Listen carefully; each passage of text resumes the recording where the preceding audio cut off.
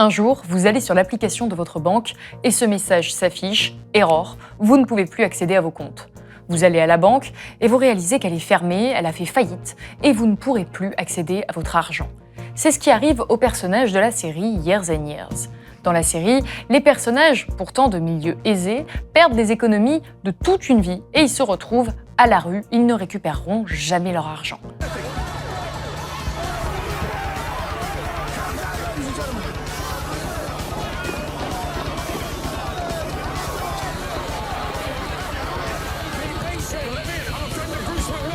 Cette scène est un cauchemar et pourtant, nombreux sont ceux qui pensent qu'elle pourrait bien se réaliser dans la vie réelle. Il y a 3 semaines, la secrétaire américaine au Trésor disait redouter une crise financière historique et les conséquences qu'elle décrit font froid dans le dos. En quelques jours, des millions d'Américains seraient à court de cash, près de 50 millions de personnes âgées ne recevraient plus leur chèque de retraite. D'autres pensent que cette crise viendrait de Chine à cause d'un géant de l'immobilier au bord de la faillite, alors qu'une professeure canadienne assure qu'une méga crise financière sera déclenchée à cause de la perte de la biodiversité. Alors cette énorme crise financière est-elle plausible? Et surtout, si elle arrivait, pourrions-nous nous retrouver nous aussi comme les personnages de cette série et perdre tout ce que nous avons sur notre compte en banque?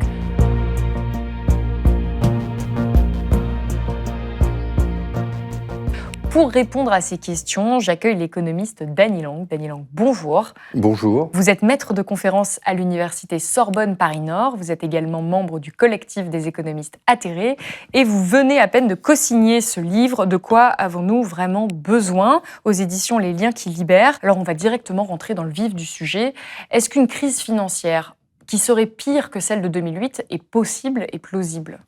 Le capitalisme est un système qui est traversé par les crises financières. C'est pas nouveau. Il y a déjà eu des crises financières importantes, en particulier en 1870, en 1929 et en 2008-2009. Donc effectivement, une crise financière majeure comme celle-là est possible. Pire, c'est difficile de le dire, mais en tout cas, on est dans une situation économique où ce genre d'événement n'est pas à exclure. J'aimerais quand même rappeler aux téléspectateurs que sous le système capitaliste, on a en moyenne une crise financière tous les 5 ans aux États-Unis. Alors elle n'est pas de l'ampleur de celle qu'on annonce et que d'aucuns annoncent, mais c'est une possibilité et je pense personnellement que c'est tout à fait possible. Et vous, en 2018, vous aviez déjà publié un papier qui annonçait une crise financière imminente. Aujourd'hui, elle ne s'est pas réalisée. Qu'est-ce que vous pensez? Qu'elle va potentiellement se réaliser très bientôt? Alors en 2018, avec l'économiste Steve Keen, qui est un économiste australien, qui avait prédit la crise des subprimes, c'était l'un des rares économistes à avoir vu venir cette crise des subprimes en utilisant 2 critères relativement simples. On avait effectivement prédit une crise financière majeure dans les 12 à 36 mois qui ne s'est pas produite. Pourquoi est-ce que cette crise financière majeure ne s'est pas produite? Tout simplement parce qu'on a eu le Covid et qu'à cause du Covid, l'activité économique s'est arrêtée, mais surtout les États sont intervenus massivement dans l'économie pour faire face à cette situation absolument exceptionnelle. Donc, ceci étant dit, la situation que nous décrivions à l'époque ne s'est pas arrangée depuis, au contraire, elle a empiré. Donc les 2 critères qu'on utilise sont relativement simples. Pour vous, c'est ces critères qui seraient les causes d'une potentielle crise financière? Plutôt, ces 2 critères sont, c'est des critères qui permettent de voir venir une crise financière. C'est des critères qui sont relativement simples. Donc évidemment, il y a d'autres choses qui entrent en ligne de compte, mais nos 2 critères, c'était premièrement le taux de croissance du crédit par rapport au taux de croissance économique, c'est-à-dire de combien augmente le crédit chaque année par rapport... le crédit de qui? De quoi? Le crédit des ménages et des entreprises. D'accord. Voilà.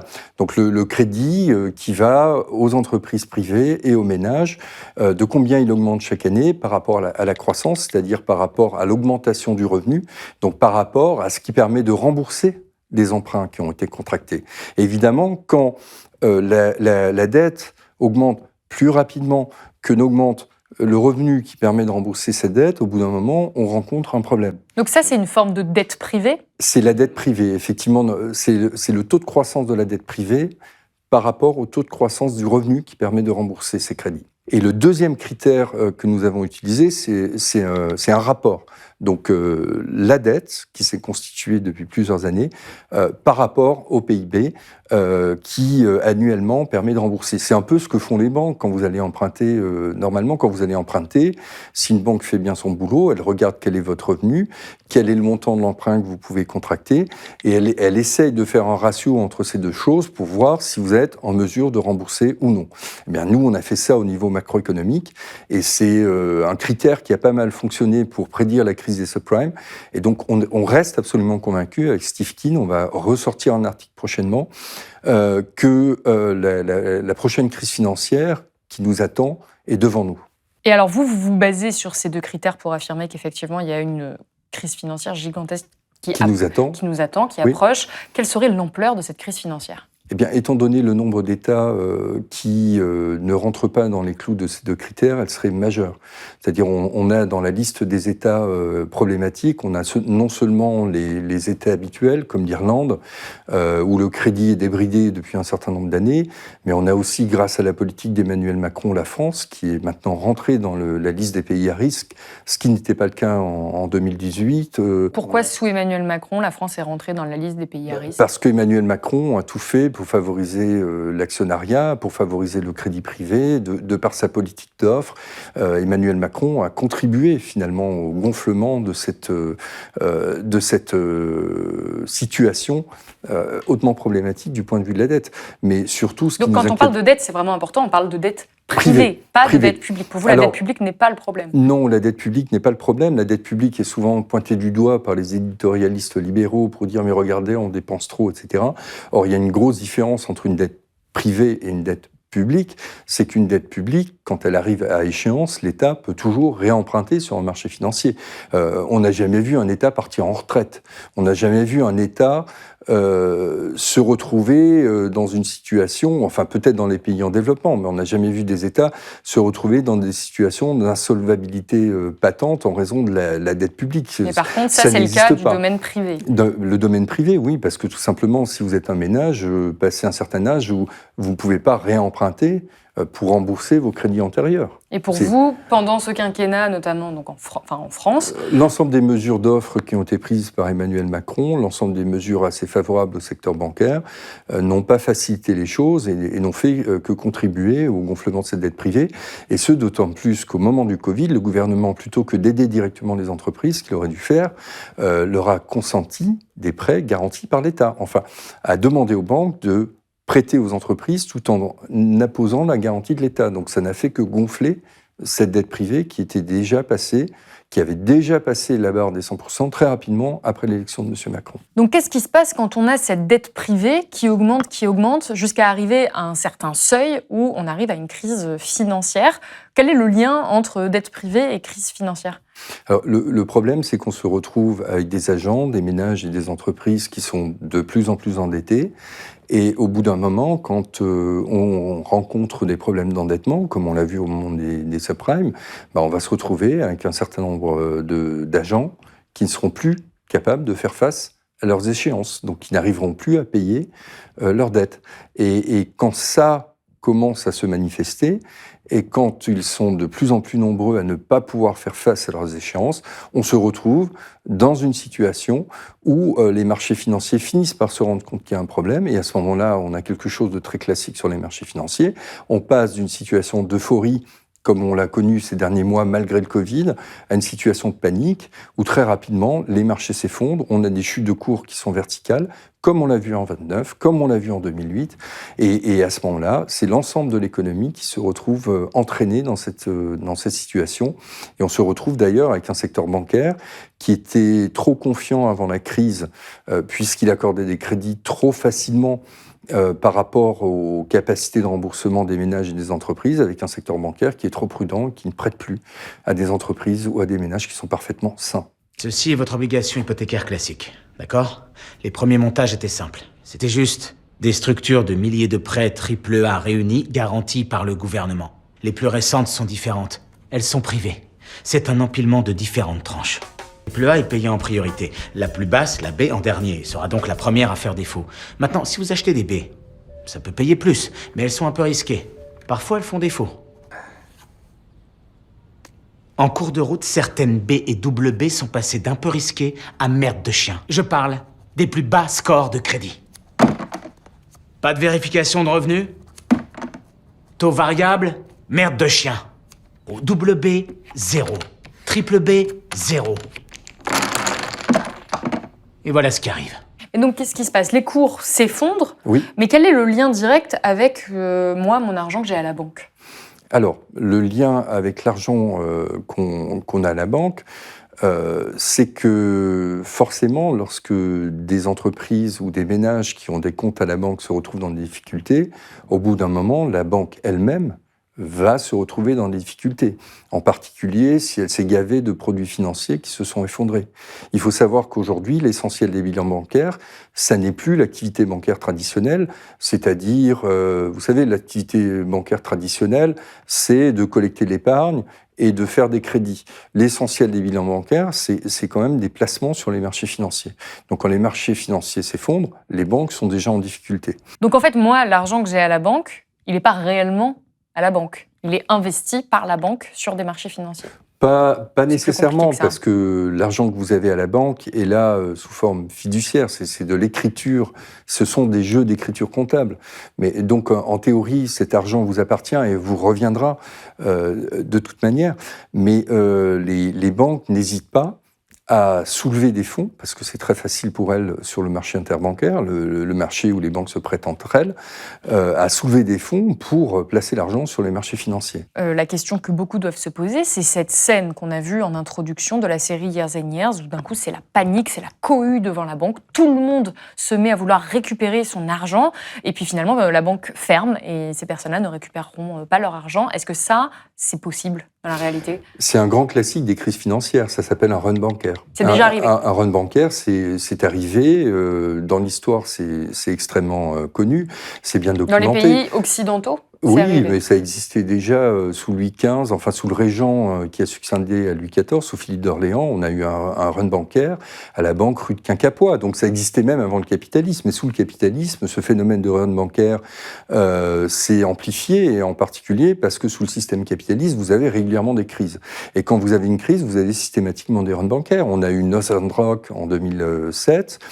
2008, on a eu des runs bancaires un peu partout. C'est un grand classique des crises financières. Et aujourd'hui, avec l'information qui est facilement accessible, les runs bancaires vont beaucoup plus vite que par le passé. Autrefois, par le passé, lorsque vous aviez un run bancaire, vous l'aviez d'abord dans un village, ensuite le mot passait dans le village voisin, et ensuite il passait dans un autre village voisin, et c'est comme ça que les runs bancaires se propageaient. Mais c'est quoi qui se propage? C'est qu'en fait, plus on a de gens qui veulent récupérer leur argent, moins on a de chance finalement de récupérer son argent. C'est ça. Le problème, c'est que le run bancaire est un problème parce que à partir de toute façon, la banque ne possède jamais un niveau équivalent en billets de banque à ce qu'elle a sur les comptes que vous pouvez consulter en ligne. Les billets de banque, c'est 9%, même pas de la masse monétaire. L'essentiel, c'est de la monnaie scripturale, c'est-à-dire de la monnaie écrite. Donc la banque ne possède jamais suffisamment de billets. Si demain vous allez à votre banque et vous les retirez plus de 10 000 euros, elle vous demande de vous prévenir.